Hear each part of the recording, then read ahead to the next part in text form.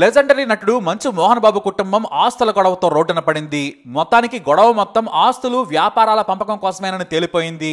మంచు విష్ణు మంచు మనోజ్ సోదరుల మధ్య గత 3 ఏళ్లుగా విభేదాలు నడుస్తూనే ఉన్నాయి. ఓసారి మంచు విష్ణు ఏకంగా తన తమ్ముడు మనోజ్ ఇంటిపై దాడికి కూడా వచ్చేశాడు. ఆ వీడియోను మనోజ్ రిలీజ్ కూడా చేశాడు. ఆ తర్వాత దాన్ని లైట్ తీసుకోవాలని నానా కబుర్లు చెప్పారు. అయితే మంచు మనోజ్ బోమా మౌనికను ప్రేమించారు. ఆ పెళ్లికి కుటుంబ సభ్యులు ఒప్పుకోలేదు. ఎందుకంటే ఆమెకు అప్పటికే పెళ్లే కొడుకు కూడా ఉన్నాడు. మౌనిక విడాకులు తీసుకున్నా కూడా వద్దని వారించారు. కానీ మనోజ్ మాత్రం తాను కూడా మొదటి భార్యతో విడాకులు తీసుకుని మౌనికను పెళ్లి చేసుకున్నాడు. కుటుంబ సభ్యులందరూ వ్యతిరేకించినా కూడా సోదరి మంచు లక్ష్మి దగ్గరుండి తన ఇంట్లోనే తమ్ముడి పెళ్లిని జరిపించారు. అయితే మంచు మనోజ్ రెండో పెళ్లి తర్వాత ఆస్తులు పంచాలని, వ్యాపారాల్లో వాటా ఇవ్వాలని ఒత్తిడి చేసినట్లు తెలుస్తోంది. కానీ మంచు మోహన్ బాబు పట్టించుకోలేదు. మోహన్ బాబు కుటుంబానికి ప్రధాన ఆదాయ వనరు విద్యా సంస్థలే. 50 ఎకరాల్లో తిరుపతి దగ్గర ఉన్న శ్రీ విద్యా నికేతన్ విస్తరించి ఉంది. ఆ స్కూల్ చుట్టుపక్కల కూడా వ్యాపారాలు ఉన్నాయి. ఇది కాకుండా ఇప్పుడు మోహన్ బాబు యూనివర్సిటీ ఉంది. ఇటు హైదరాబాద్ లో కూడా శ్రీ విద్యా నికేతన్ స్కూల్ బ్రాంచ్ నడుస్తోంది. ఇటు హైదరాబాద్ లో New York academy and spring board educational trust ను కూడా నడుపుతున్నారు. వీటన్నింటికి కూడా మోహన్ బాబు చైర్మన్ గా ఉన్నారు. సీఈఓగా మంచు విష్ణు ఉన్నాడు. ఏ వ్యాపారంలో కూడా మంచు మనోజ్ కు ప్రాధాన్యత లేదు. ఇటు మంచు మోహన్ బాబుకు 2 నిర్మాణ సంస్థలు ఉన్నాయి. ఒకటి శ్రీలక్ష్మి ప్రసన్న పిక్చర్స్ తో పాటు 24 ఫ్రేమ్స్ ఫ్యాక్టరీ. అయితే ఈ 24 ఫ్రేమ్స్ ఫ్యాక్టరీలో మంచు విష్ణు కూడా వాటా ఉంది. ఇక మంచు లక్ష్మి కూడా మంచు ఎంటర్టైన్మెంట్స్ తో మరో బ్యానర్ లాంచ్ చేసింది. అయితే మంచు లక్ష్మి ఇప్పుడు ముంబైకి షిఫ్ట్ అయిపోయింది.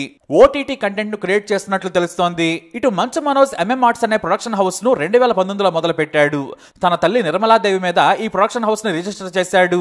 అయితే అహం బ్రహ్మస్మి అనేది తన డ్రీమ్ ప్రాజెక్ట్. కానీ అది ముందుకు సాగకుండా తన తండ్రి సోదరుడు అడ్డుపడ్డాడనే కోపంలో ఉన్నాడట మంచు మనోజ్. ఇక మొదటి నుంచి మంచు మోహన్ బాబు ఫిలిం నగర్ ఇంట్లోనే ఉండేవాడు. కానీ జల్పల్లిలోని సువిశాల 5 ఎకరాల ఇంటికి మకా మార్చిన తర్వాత ఫిలిం నగర్ ఇంటిని కూతురు మంచు లక్ష్మికి రాసిచ్చేశారు. ఇవి కాకుండా హైదరాబాద్ లో మరో 5 చోట్ల ఇళ్లు, ఫ్లాట్లు ఉన్నాయి. ఈ ఆస్తుల మొత్తం విలువ కనీసం 7 నుంచి 800 కోట్లకు పైగా ఉంటుందనేది టాలీవుడ్ లో టాక్. ఇక శ్రీ విద్యా నికేతన్ మోహన్ బాబు యూనివర్సిటీ నుంచి ఏటా 100 కోట్ల రూపాయల మేర ఆదాయం వస్తుంది. అయితే ఇక్కడి నుంచే మంచు మనోజ్ కు విష్ణుకు గొడవ జరిగింది. మోహన్ బాబు విద్యా సంస్థల నుంచి వచ్చిన డబ్బులను అక్రమంగా తీసుకుని సొంతానికి వాడుకుంటున్నాడని విష్ణుపై కోపంగా ఉన్నాడట. అంతేకాదు సినిమాల నుంచి మూవీ ఆర్టిస్ట్ అసోసియేషన్ ఎన్నికల వరకు కూడా ఆ డబ్బును వాడాడనేది ఆరోపణ. మనోజ్ ఈ విషయం గురించి ప్రజలకు బహిరంగంగా లేఖ రాసి తెలుగు రాష్ట్రాల సీఎంలను ట్యాగ్ కూడా చేశారు. ముఖ్యంగా అందులో ఇదే ఆరోపణ చేశాడు. నిధుల దుర్వినియోగం నుంచి తన దగ్గర ఆధారాలున్నాయి. యథేచ్ఛగా తన తండ్రి ఆదాయ వనరులను వాడుకుంటూ లబ్ధి పొందుతున్నాడు.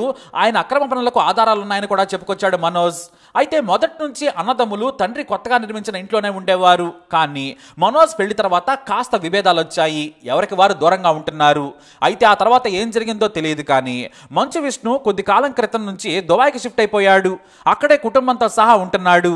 దీంతో మంచు విష్ణు తన భార్య పిల్లలతో పాటుగా దుబాయ్కి షిఫ్ట్ అయిన తరుణంలో లెక్కలు మారాయి.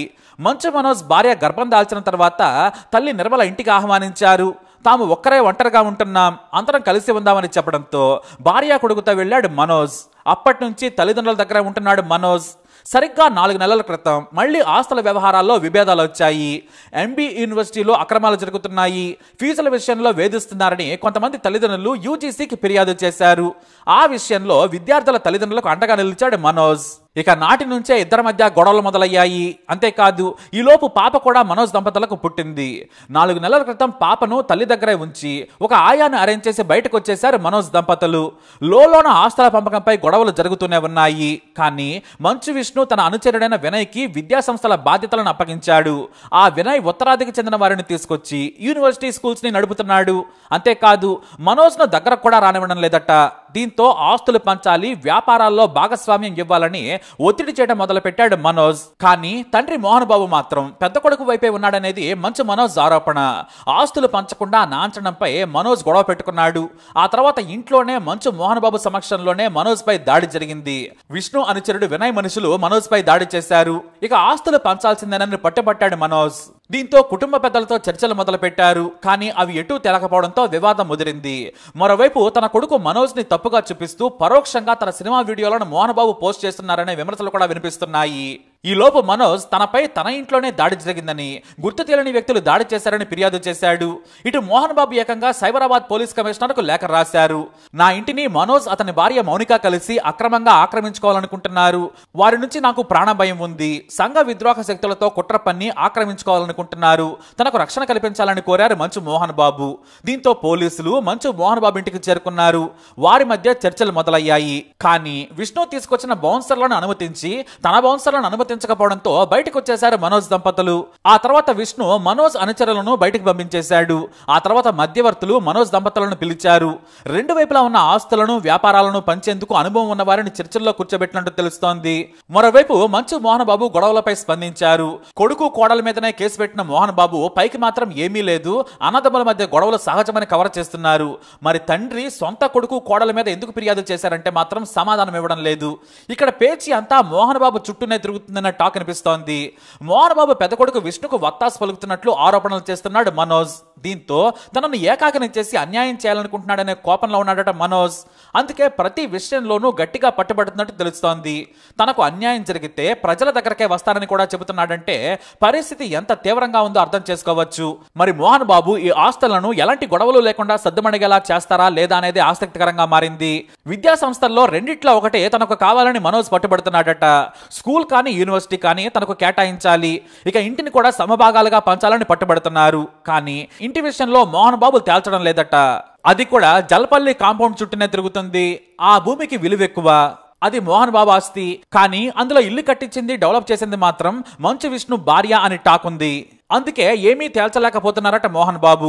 అందుకే తనకు అన్యాయం చేయడమే కాదు బెదిరిస్తున్నారు, రూపాయి కూడా దక్కకుండా చేయాలనుకుంటున్నారని ఆవేదనలో ఉన్నాడట మనోజ్. ఇక పోలీసులు కూడా తన తండ్రికి చెప్పినట్లు వింటున్నారు, వన్ సైడ్ గా వ్యవహరిస్తున్నారని. ఏకంగా మనోజ్ దంపతులు తెలంగాణ డీజీపీని కలిశారు. తన ఇంట్లో జరిగిన గొడవల గురించి ఫిర్యాదు చేశాడట. తనకు ప్రాణహాని ఉంది, రక్షణ కల్పించాలి. ఉదయం తన ఇంటికి వచ్చిన పోలీసులు ఏకపక్షంగా వ్యవహరించారని కూడా డీజీపీకి ఫిర్యాదు చేశారనే కామెంట్స్ ఉన్నాయి. మొత్తం మీద ఈ వివాదం రోజు రోజుకి ముదురుతోంది. మరి ఏం జరుగుతుందో చూద్దాం. ఈ వీడియోపై అప్డేట్స్ కోసం మా ఛానల్ ఫాలో అవ్వండి, అలాగే తప్పకుండా సబ్స్క్రైబ్ చేసుకోండి.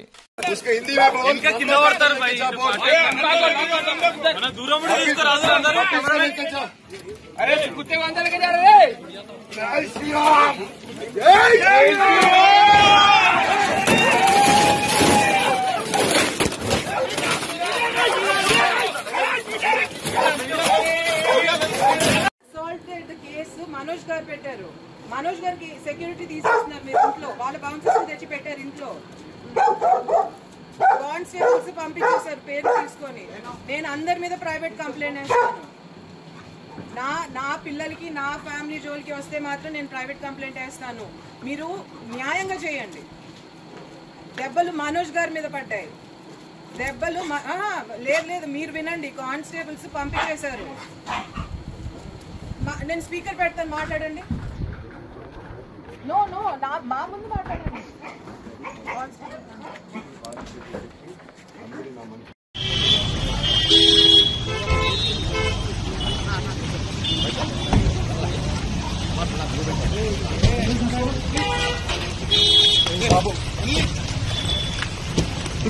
इरफान बोलो।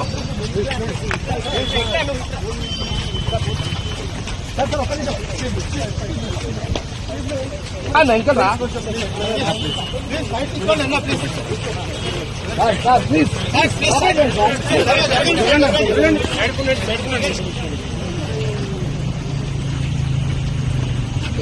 गेट क्लोज చేసి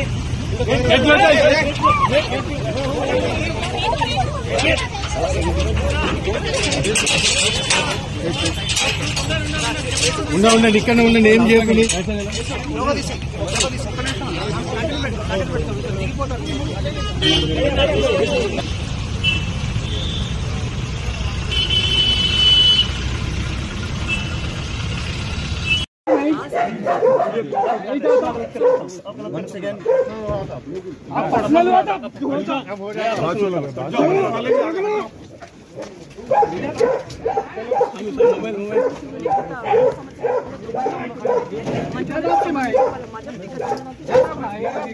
फैमिली अंदर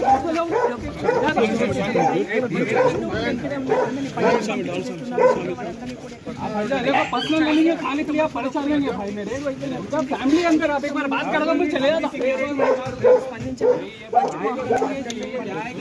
क्या बोल रहा मेरे बोलो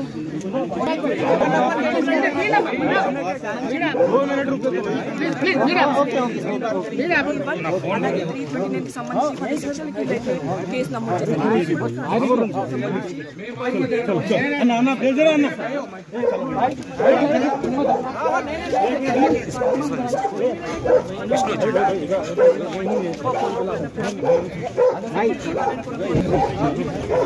एक मिनट मेरे भाई మేడం ఒక్క నిమిషం